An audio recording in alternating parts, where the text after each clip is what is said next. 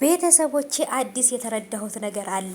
ሰኒ ቤት ያለው ልጅ ጨበርዬን አላገታትም። ጨበርዬን ያገታት ጆከር ነው ማለት ነው። ይህን ነገር ደግሞ መጨረሻ ላይ ታዩታላችሁ።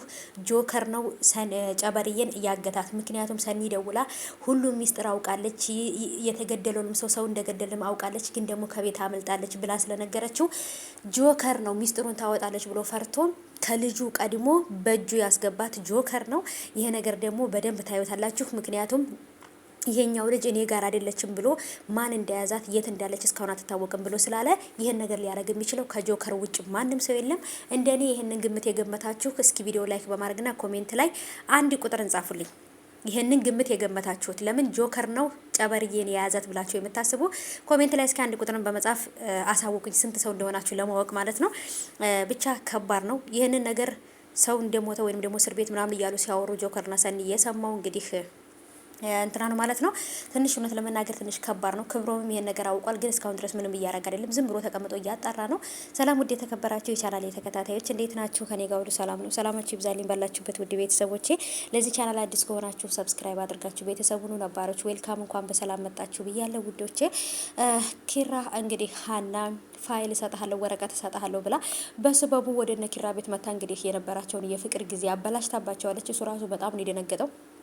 በሩስ እንደዛ ሲቆረቆር መክፈቱ ላልነበረበትም እንዴ የሆነ ሌላ ሰው ቢሆንስ የሆነ እብድ ምናምን ቢሆን ሳስባችሁታልና የሆነ ሰው አንተ አሯሩጠኝ ወይንም አንተ የሆነ ነገር አድርገኝና እዛ ቤት ልግባ ብለዋለች። እሷም የሆነ ስለመታችሁ ነው በነገራችን ላይ በጫማዋ እና በጫማው ስለመታችሁ ያሯሯጠው ወደ ነኪራ ቤት ነበር የወሰዳት። እና እንግዲህ ጽናትም ምን እንደተናገረች አይታችኋል። አንድ ሴት ልጅ ከስራ ቦታ ተነስታ ወደ ቢሮ ወረቀት ላቀብልህ ወይ ፋይል ላቀብልህ አብረው ስራ ቦታ ላይ የዋሉ ሰዎች ማታ ላይ ፋይል ላቀብልህ ነው ብላ ስትመጣ ምን ሊሰማችሁ እንደሚችል አስቡት እናንተ ማለት ነው። እና ምንም ማንኛቱም ሴት ብትሆን የምታስበው ነገር ነው ጽናት ያሰበችው። አንተስ ወደ ቤት ብትገባ እሺ እሷ ምን ልሰራ ነው ወደ ቤት የምትገባው ነበር ያለችው። እና ታዲያ በዚህ በጨለማ ጊዜ ሰው ሊሆነ ሌባ ወይንም የሆነ ነገር ሊደበድባት አሯሯጧት ነበር የመጣችው።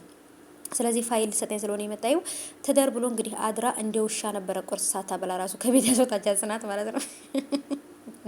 እና ኪራም ደግሞ አይታችሁ ከሆነ ጽናትን ድንገት እርግዝና ምናምን ተፈጥሮ ከሆነ ምናምን ቼክ እናድርግ፣ ድንገት የሆርሞን መቀየር ራሱ እንደዚህ ቀይሮች ሊሆን ይችላል ምናምን ሲላት፣ እንደውም አንተ እርግጠኛ ያንተ ልብ ራሱ የኔ መሆኑን እርግጠኛ ሳልሆን ጭራሽ ፍቅሬን የሚጋራብኝ ልጅ አላመጣም ነበር ያለችው። እና ኪራ ራሱ በጣም ግራ ተጋብቷል። መጨረሻ ላይ አይታችሁ ከሆነ ይሄን ነገር መፍትሄ እስከምፈልግ ድረስ ነገሩ እየተባባሰ እንዳይሄድ ነው የፈራሁት ምናምን እያለ በጣም ነበር የተጨነቀው።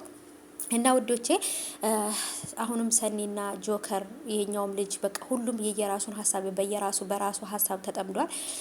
የናሆም ፍቅረኛም እንግዲህ ሂዊን የነናሆምን ሰራተኛ እስከ መደብደብ በጥፊ እስከ ማማታት ደርሳለች። እና አንቺ ምን አባሽ ስለሆንሽ ነው በእነሱ ህይወት ውስጥ ገብተሽ እንደዚህ የምታደርጊው እያለች በጣም ሌላ ችግር ውስጥ አመጣባታለች።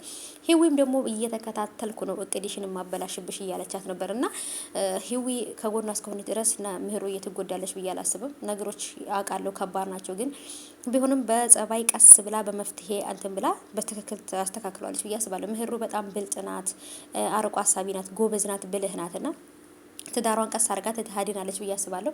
ልጅቷም ደግሞ ናሆማን ካለበት ትዳር ካለበት የሰላም ህይወት ለመበጥበጥ ፈልጋ እንጂ ናሆምን ወደው አይደለምና ብቻ ግን ውዶቼ አሁንም ጨበርዬ ያለችው በጆከር እጅ ነው። ጆከር ሰኒ ደውላ ሊና አመልጣለች እውነቱን ደግሞ ስለሰማች አሁንም ለሰው ተናገራለች ብዬ ፈርቻለሁ ብላ ስላለችው ይሄኛው ልጅ ሳያገኛት በፊት ቀድሞ እሱ አግኝቶ ነው ያገታት። አሁን ላይ ጨበርዬ ያለችው በጆከር እጅ ነው። እናንተም ይሄንን እየጠረጠራችሁና ያሰባችሁ እስቲ በኮሜንት ላይ አሳውቁኝ። እኔ ግን እርግጠኛ ነኝ ጆከር ነው እሷን የያዛት ሚስጥሩን ታወጣለች ብሎ ስለፈራ ማለት ነው። ሊጎዳት ሳይሆን እሱ ሰውን አይጎዳም። በነገራችን ላይ ጆከር በጣም መልካም ሰው ነው። እስቲ እንግዲህ መጨረሻ ላይ ምን እንደሚፈጠር አብረን እናያለን። ነገሮች ግን በጣም ካሰብናቸው በላይ ከባድ ናቸው። ጽናትም አሁንም እየተነጫነጨች ነው። እንጃ ምን እንደሚፈጠር